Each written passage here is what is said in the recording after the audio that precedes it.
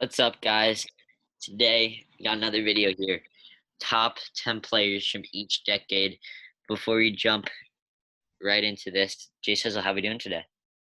We're doing all right. So as B Dog explained, we're doing a all decade team, except we didn't steal this from Google. We got together and we decided what players we thought could go where, and it was really hard to rank because there were some great players.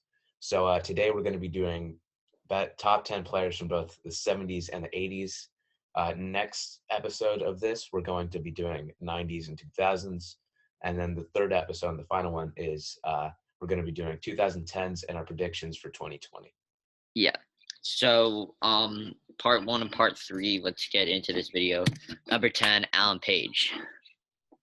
So one of two defensive players to ever win MVP. I mean, him and Lynn Swan could go hand in hand. You could rank them differently, Yeah. but at the time we ranked this, we decided Lynn Swan would go ahead.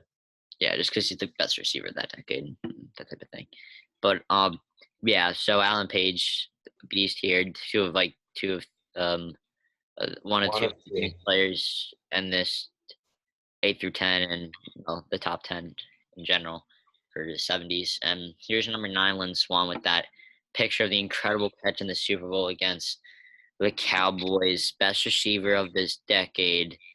What else you got to say about him, Jay Sizzle? Like I said, him and Alan Page, you could rank them 10 and 9. Yeah. We just decided Lynn Swan would go over because he's honestly like he has a catch called the Swan catch. He's just like more well known, He's and we thought more that iconic. yeah.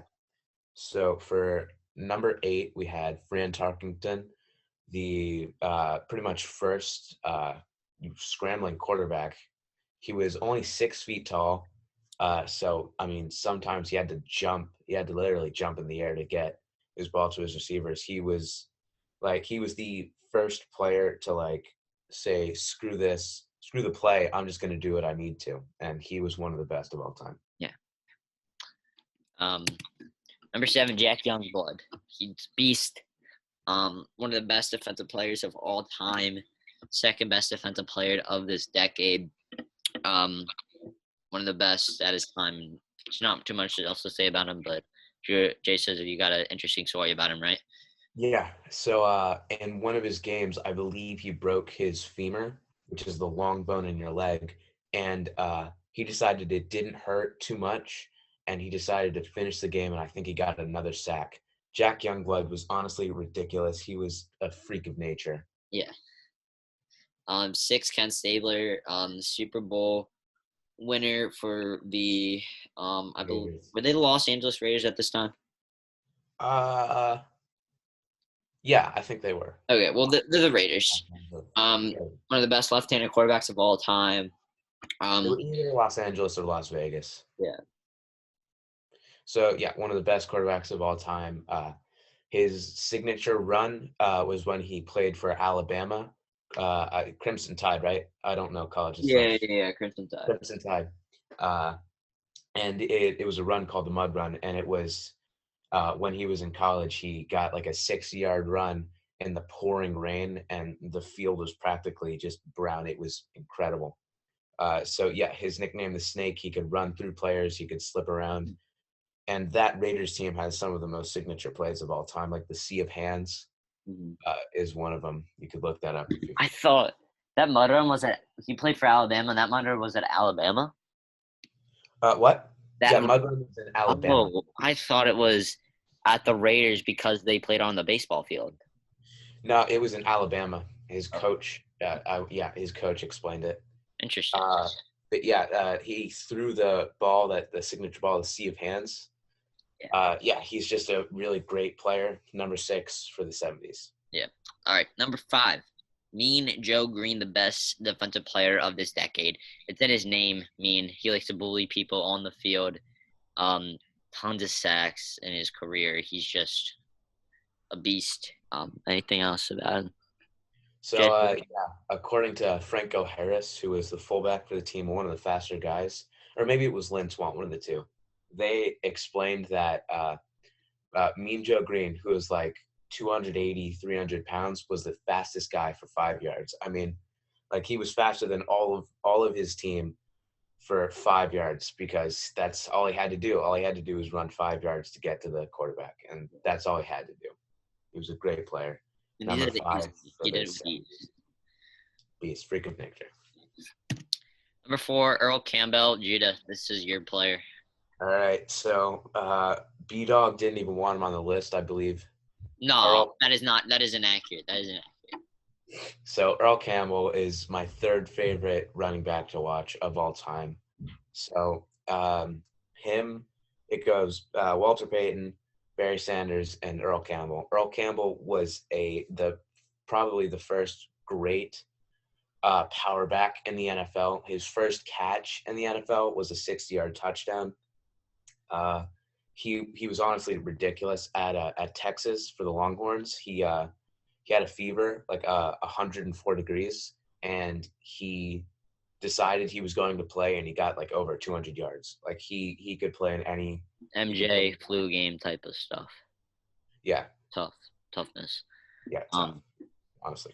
Yeah, I mean, yeah, I wasn't sure if you actually debated about this whether Earl Campbell or Mean Joe Green where they should go 4 or 5. We ended up going with. I really vouched for it though. Yeah, so that's why. So 3, Roger Staubach, a complete stud for not starting in the NFL until he was 27. He was in the Navy for 4 years. He was a great rushing quarterback. He was a great throwing quarterback. He could throw it probably 60 yards even towards the end of his career. Yeah. He was honestly just a great all-around player, and I think it's really fair that we put him at 3. He's a nickname, I believe, doesn't he? Roger the Dodger. Yeah. Because of how good he was at, running around in the pocket and getting first downs. That's right. Then you were talking about earlier with Frank Tarkenton. He was the second guy after Roger Staubach to really scramble in the pocket and not be a pocket quarterback. Maybe Tarkenton was first. I don't know. Yeah, but he was kind of elusive for. Yeah, both of them great scrambling quarterbacks. Yeah. Terry Bradshaw, number 2, he's got a few Super Bowls. 4. Jeez. 4 Super Bowls. I mean, not much else you have to say. Top 10 QB all time. Best QB of the 70s. One of the best at his time. Pretty close, but honestly not too close for the number 1 spot. So for number 1, unanimously decided between the two of us was Walter Payton, Sweetness. Because Walter Payton is the most exciting player I've ever watched. Braden disagrees with this, but, who cares? I mean, I haven't seen these film of these older players. You watch. So I watched a ton of the film, and I think Walter Payton is the most exciting player I've ever watched. His nickname was Sweetness. He was honestly one of the greatest people to ever live. Probably nicer than Roger Staubach. He's probably the most humane player in NFL history. I mean, the award for the Walter Payton Award is named after him, and it's honestly more prestigious than the MVP award. Most people say, most people who've won it say that it means more to them than their MVPs. Well, yeah, it means more. It's not based on football skill. It's based on how much they do for the community. And they're all great people. So. Yeah, Walter Payton, great guy, amazing player, my favorite running back of all time. And not much else that needs to be said. He won a Super Bowl. He's number 3 all time for yards. And number 2, I think, actually. No. Barry Sanders beats him out. That's right. But still. All right, so we're gonna move on to the 80s now. So 80s, we were having a tough time. We did not include Bruce Smith, but he was honorable mention on this list. But 10, Mike Singletary, another one of favorite Jay Sizzle's players. So my position is a middle linebacker, and Michael Singletary was one of the best. The Bears have had middle linebackers galore. They had 60s and 70s, they had Dick Butkus. 80s and 90s, they had Michael Singletary. And 2000s to 2010s, they had Brian Urlacher. So they've had a ton of great middle Uh, linebackers. and now Michael they got Singletary. Khalil Mack, an outside linebacker. Yeah. So they've had a great history of linebackers. Michael They Singletary. usually have a great defense. Yeah, yeah. So Michael Singletary is probably my second favorite middle linebacker that they've had, second to probably Dick Butkus, Mhm. because he was the head of the '85 Bears, which, in my opinion, is the best defense of all time. Yeah, I Better than the Steel Curtain, better than the 76 Buccaneers or whatever. I you think it want to was. throw him in better than Legion of Boom. Yeah, better than Legion of Boom. I don't think it's debatable. They were probably the best defense for that year, and probably of all time. So 9 Reggie White, an Eagle, and a Packer. Um, Beast on the defensive line. I'm pretty sure he played for like a decent amount. So I'm not. You guys can Yeah, fact check I me on think this. he might have played 20 years. I'll check right now. I I think he did because I believe he played for the Packers with Brett Favre. Yeah. 15 seasons. Not a ton, but like that's a ton for a defensive lineman. Yeah. So he was drafted by the Eagles, I believe. He was drafted with Jerome Brown, who sadly died in a car accident. Not so just to mention him, Reggie White is one of the best defensive players of all time. I believe he is second on the all-time sack list with 198, and Bruce Smith, who we left off, has 200. But we felt that we should include Reggie White because I think Bruce Smith played 20 years. It was a tough decision between Bruce Smith, but we'll give him an honorable mention. But yeah, Jerome Yeah, Brown, Bruce honestly, Smith played 4 extra Jerome Brown seasons will and only probably got be on 3 this more list, sacks. which is a sad thing to say because of the terrible car accident he was in. But he would probably be on this list if Yeah, he. Reggie White said Jerome Brown was far better than him. Yeah. So, And it's really sad that he had his career ended, like, I think 3 years into it. eighth Steve Largent here, a top 10 receiver of all time. Played for the Seahawks. A great player during the 80s.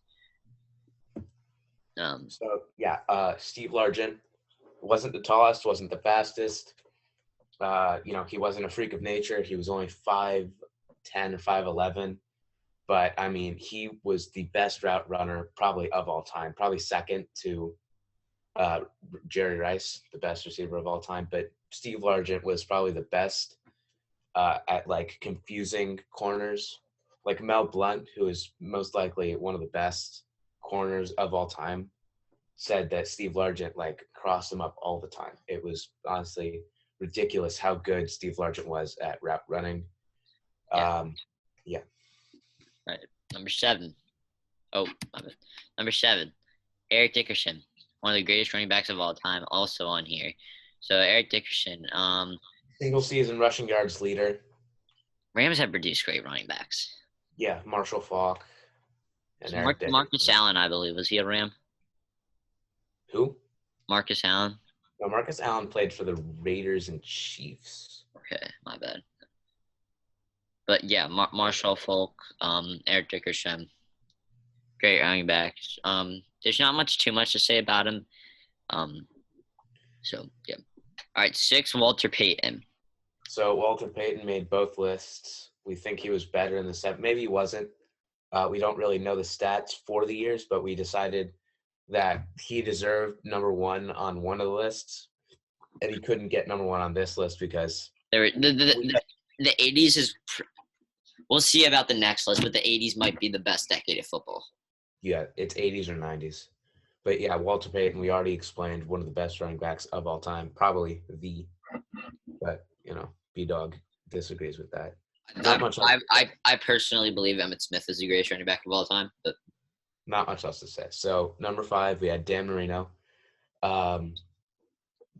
probably second or third most talented QB of all time, behind. He did not win a Super Bowl, did he?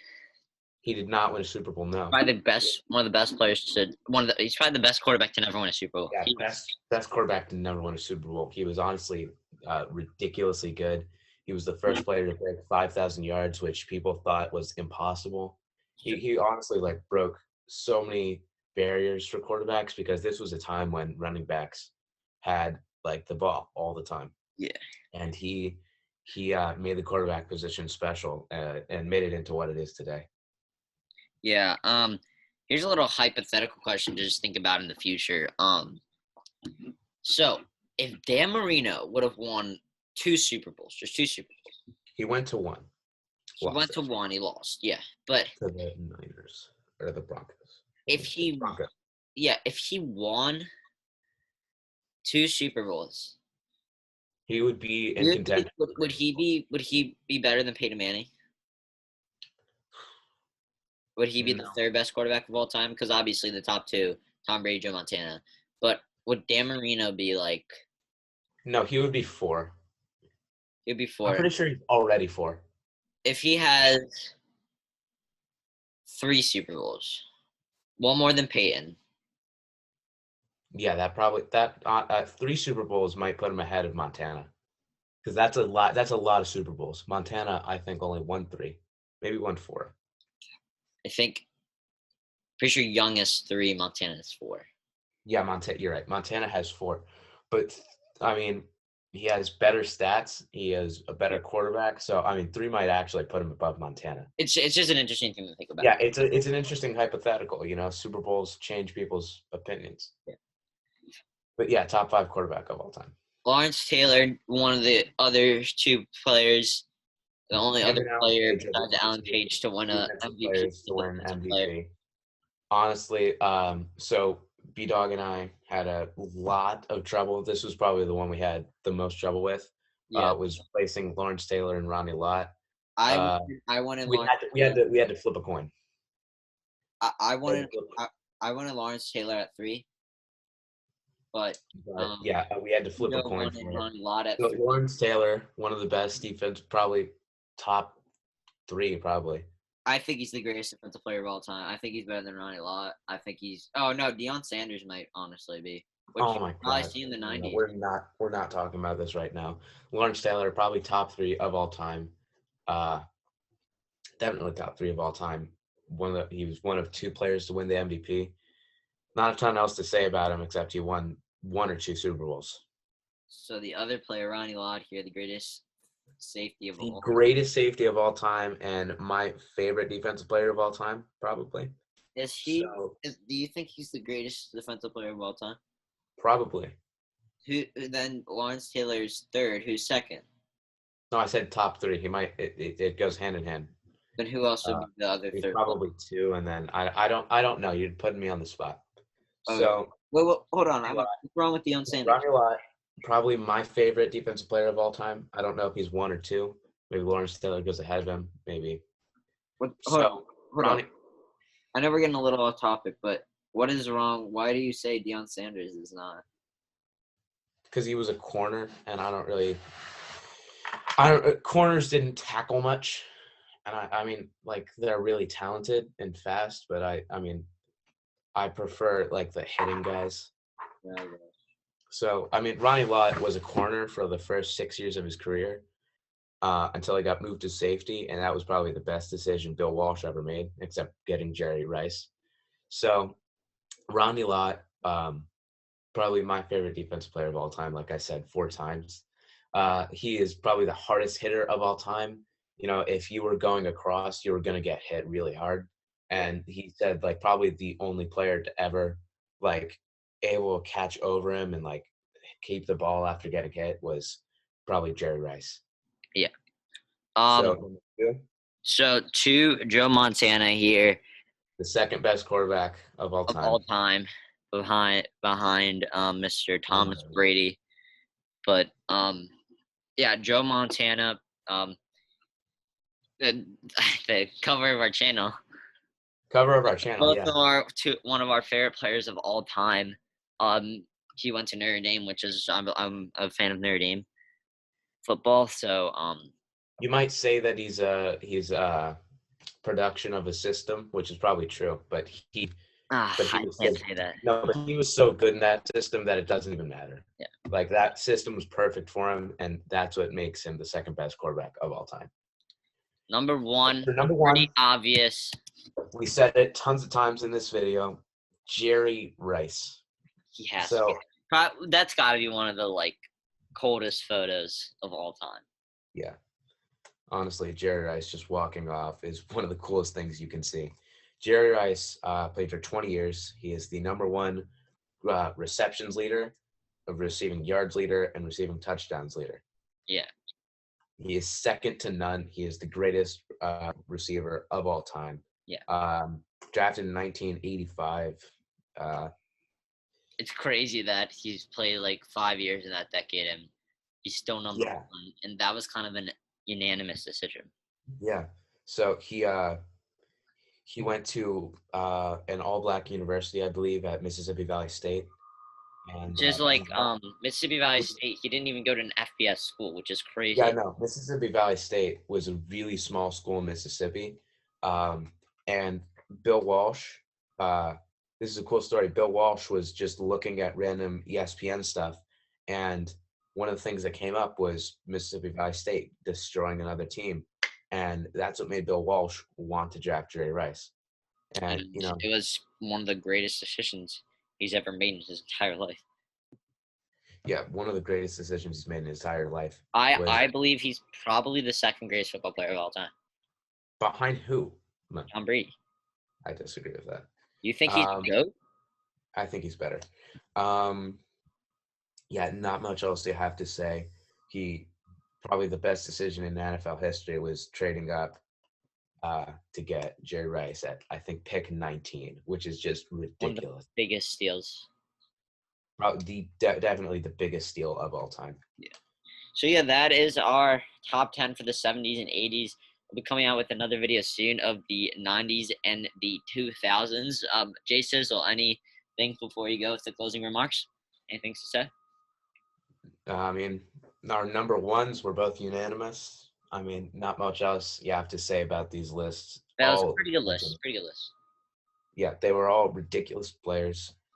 We did leave some off that we probably could have put on, like Bruce Smith. Bruce Smith. This was probably one of the hardest things I've ever had to rank. Yeah. So I'm gonna go with the closing remarks here, guys. Just gonna say like, comment, subscribe if you want to. You don't have to. It's your choice. Do whatever you want in life. It's your life. Except don't break the law. Be a good person. Be a good person. Yeah, exactly. But until the next time, See you guys. Rhoda out. Rhoda.